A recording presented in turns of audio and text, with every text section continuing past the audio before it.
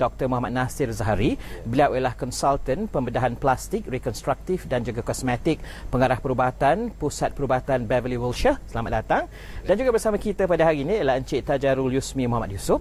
Beliau adalah pengarah urusan Transstar Express Group, agensi pelancongan. Ada banyak perkara yang kita nak bincang pada hari ini. Tapi saya nak mula dengan Dr. Nasir dulu. Sebabnya apa? Sebab saya baru balik dari Korea, Dr. Nasir. Dan di Korea tu saya pergi ada satu kawasan tu, nama dia Gangnam, macam Gangnam style lagu tu. Dia tu macam kira macam Bukit Bintang lah, kawasan agak trendy, Bukit Bintang sedikit, bangsa sedikit. Ada 500 pusat pembedahan ataupun surgery kosmetik di situ. Dan di Korea, kalau kita tengok dia punya nisbah dia, kalau kita ambil 1,000 orang, 13 orang tu telah menjalani cosmetic surgery, dan mereka mempopularkan itu sebagai satu, orang kata, aset pelancongan di Korea, dan mereka mahu menjadi nombor 1 dunia. Dan pada tahun 2020 nanti mereka kata mereka nak 10 bilion ringgit pendapatan dari ini. Kita di mana? Kerana kita tahu orang datang di Malaysia juga, doktor. Mungkin Dr. Nasir nak ceritakan kita. Tak perlu terlalu jauh sangat. Saja Korea dah kalau ikutkan dari segi branding dan jenama, memang nombor 1 di dunia. Walaupun pembedahan dilakukan sama saja, macam di Kuala Lumpur ke atau di Ho Chi Minh City ke, tak ada beza. Tetapi cara mereka menjenamakan, jadi nombor 1 di Malaysia. Kita lihat di kawasan Southeast Asia saja cukup. Kita nombor 3, a distant third dipanggil. Nombor 1 Thailand dengan 12 million, 12 juta pelancong perubatan, berbanding dengan kata yang kedua Singapura, ada 850,000, Malaysia 700,000. So we actually a distant third from Thailand.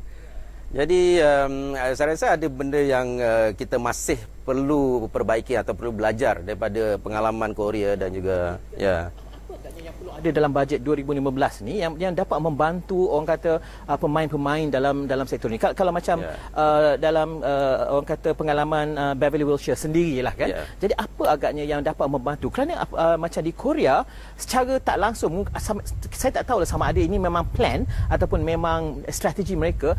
K-pop itu budaya, orang kata, hiburan dengan orang yang comel-comel, lagu bagus-bagus. Maka orang satu dunia tu, cantik-cantiknya orang Korea. Jadi mereka pergi untuk surgery di Korea, nak jadi macam penyanyi yang tu macam tu. Itu secara tak langsung. Jadi apa yang harus kita buat dari segi promosi atau insentif yang perlu ada dalam bajet untuk kita kena benchmark diri kita dengan yang tinggi. Betul. Saya rasa pihak kerajaan dah melakukan banyak dah. Macam Malaysian Health Tourism Council memang sudah banyak promote. Banyak promote. Tapi dari segi private sector punya peranan sekarang masih terlalu kecil. Kalau pergi ke Thailand atau di Korea, memang private sector yang drive health tourism ni. Dan government cuma bagi avenues untuk private sector bergerak. Jadi yang itu saya rasa lacking. Jadi batu valuation ni ialah memang badan totally private. Memang kita put heavy investment dan kita bina satu center yang memang spesifik. Kalau pergi ke Korea pun tidak secantik ni yang center yang kita buat. Memang tak ada. Jadi memang kita kena go to this level of orang kata places, and also of course the skill apa semua tak ada beza. Dan kedua ialah promotion, orang kata dari segi keseluruhan. Mana daripada culture kita punya halal hub kita, jangan lupa. Middle East, bukan saja turis daripada tempat lain. Middle East, kalau kita halal hub kita sangat kuat. Tetapi kita belum kahwinkan lagi dengan orang kata health tourism ni lagi. Belum lagi. Okey, kita dah masuk ke segmen akhir. Kalau kita boleh ringkaskan Dr. Nasir ni, tadi kita cakap tentang apa differentiator kita. Apa yang kalau kita nak potong Korea lah, apakah yang harus diketengahkan dalam pelancongan perubatan atau kesihatan? Kita terpaksa gunakan apa yang kita ada di sini. Kita tak boleh gunakan model Korea. Mereka gunakan penyanyi, pelakon dan sebagainya. Macam multiculturalism dan multi religion country ni ada sensitivities. Jadi kita kena kawal tu. Dan tapi apa yang kita boleh buat? Kita boleh, orang kata, kembangkan apa yang kita boleh kembangkan.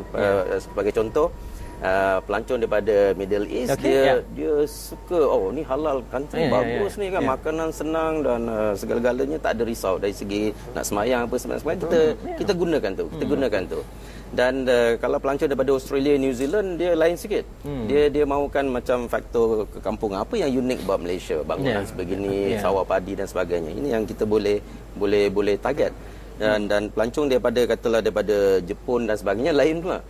Japanese dia suka to be like at home, feel at home. Dia nak makanan Jepun lah apa semua, dan kita kena cater for all this. Jadi saya rasa Malaysia ni kita tak boleh ambil model Korea 100%. Memang tak boleh. Kita dah cuba nak gunakan sebahagian daripada kita selebriti apa semua. It doesn't really work. It doesn't really work because to them might as well they go to Korea. Jadi itu untuk membantu industri, katakanlah dalam pelancongan perubatan contohnya. Semasa saya di Korea, saya tanyalah pengusaha-pengusaha di Korea tu. Saya kata, jadi kalau orang tu datang, dia nak bawa hidung kata dia dekat Korea murah buat hidung, murah buat ni. Kalau macam saya ni dagu ni, nak dagu saya kembali katakan, sudah sedut ke lemah katakanlah. Lepas tu habis tu tengah bertampal-tampal tu takkan nak duduk dalam hospital aja kan. Dia kata tak ada satu bas bawa satu kawasan ni semua orang bertampal-tampal pakai bandage, semua tengok pemandangan yang cantik. Dia kata jadi orang dah boleh menerima ni. Jadi kerjasama daripada kita tengok ada hospitalnya, ada pusat perubatannya, kemudian boleh bawa pada agrotourismnya. Jadi ini agaknya produk-produk yang agensi macam